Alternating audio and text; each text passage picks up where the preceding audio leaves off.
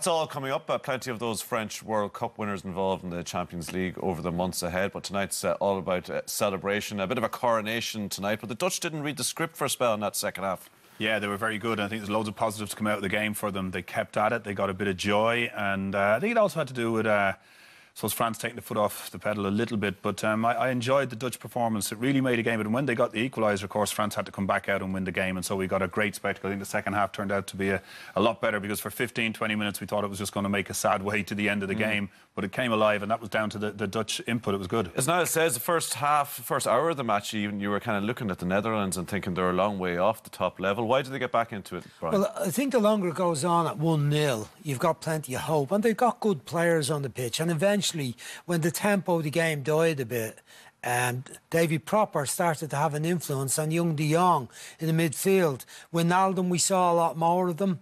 I think the French sat on the lead a little bit.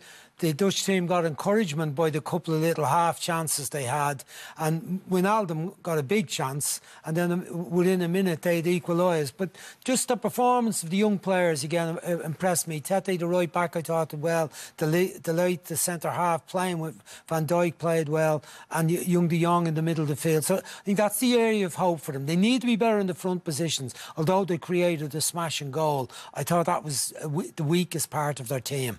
Yeah, another cracking Nations League night. We'll look back on a brave performance from the Dutch, but they were unable to spoil the French party in Paris tonight. More analysis to come.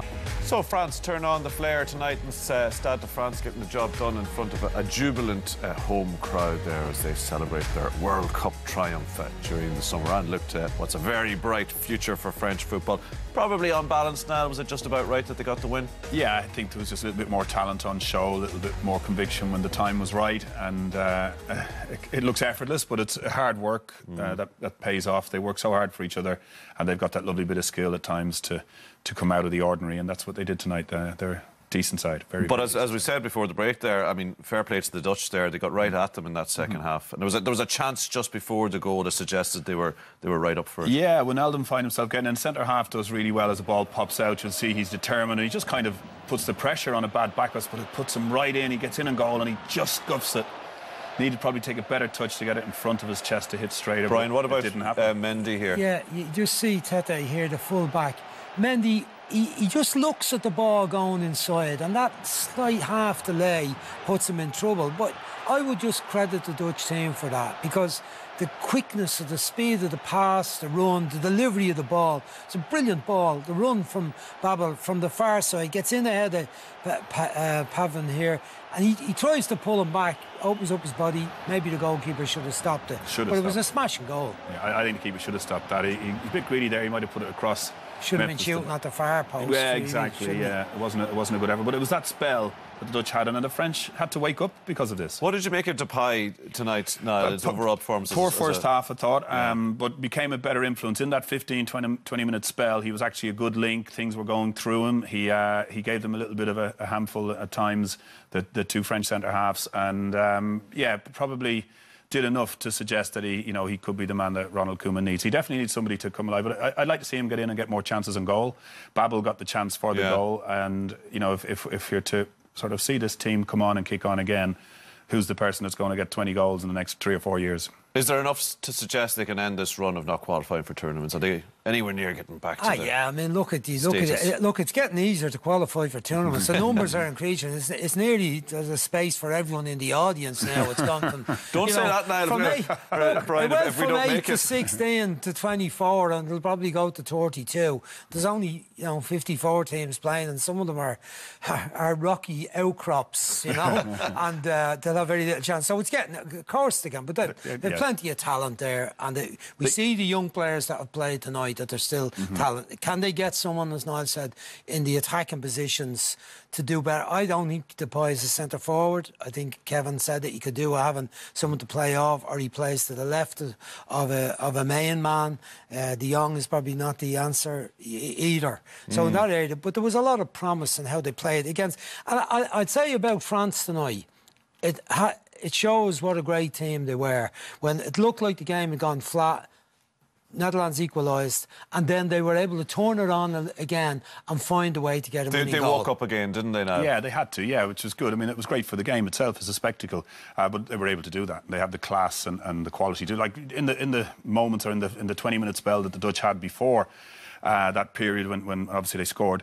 Griezmann was giving the ball away cheaply, and Kante wasn't really doing his job. They just dropped off a little bit, but as Brian says, they twisted it back on really, really sharply once the opportunity there's a little sequence of play in the chance they had before the goal that has Pogba, Giroud, Griezmann, Mbappe, all sort of in there. Well, it was a terrific ball. It was an absolutely fabulous ball, and to be in it by Pogba, just a little bit too much in front of him to come back. And Virgil van Dijk does great, puts himself in.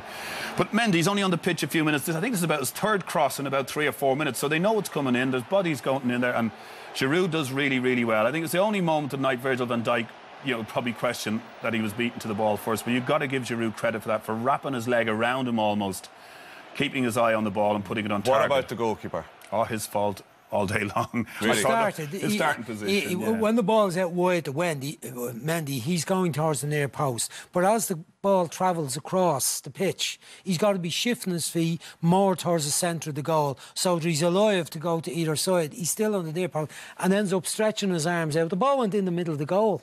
So not good from Cillessen there. And when you're talking about the Netherlands and the quality that they used to have in every position there, you're looking at Ryan Babel down one end. Obviously got a goal, but he's not maybe a guy you're going to build a future on. Cillessen, he's on Barcelona's books, but he never plays for them. Doesn't play. Ter Stegen is the first choice goalkeeper, and he doesn't get to play, which is not a great situation. Goalkeepers need to play. So I've seen situations before where goalkeepers are kind of midweek goalkeepers. They play the odd cup game and they come out in the internationals and they do well.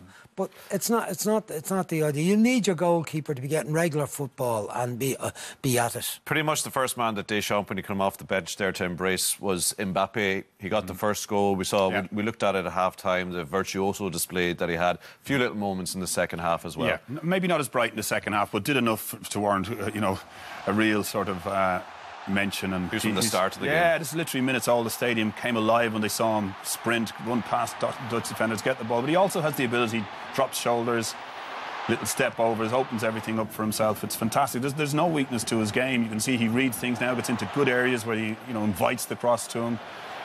And of course here he's alert and alive as the Dutch make a bit of a hames of things, particularly Blind. As you'll see, he stays alive. The ball goes out wide. Horrible header back.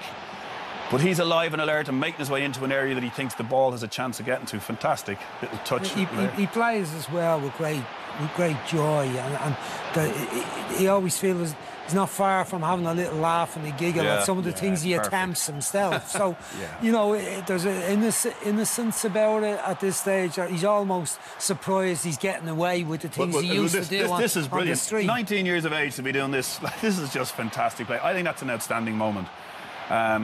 To have the audacity to do it and to care not if he makes a mistake, I think that's even better. There you go, just one thing in his mind, makes his way through. Smile on his face even though he's missed, but pleasure to watch him playing tonight. We're seeing the screen behind us here some of the live pictures. That's each and every one of the 23-man squad, and indeed the players who are involved tonight are being greeted by the crowd in the Stade de France. The lights have gone down. It's a fine show indeed, and every one of them as they come out high-fiving all the coaches, embraced by Didier Deschamps and thanked for a job well done. We'll come back to those pictures later in the programme.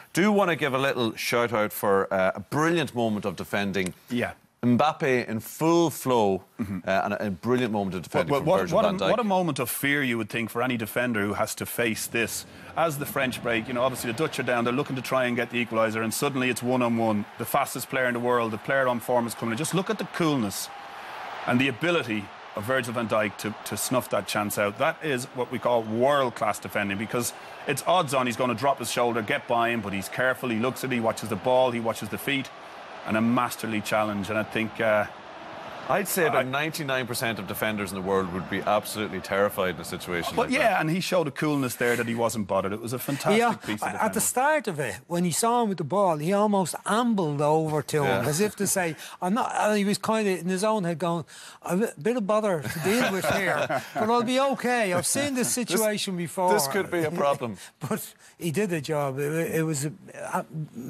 masterclass in defending. Absolutely brilliant. Another fine game with lots more still to come can catch up on all the day's Nations League action next. We'll have highlights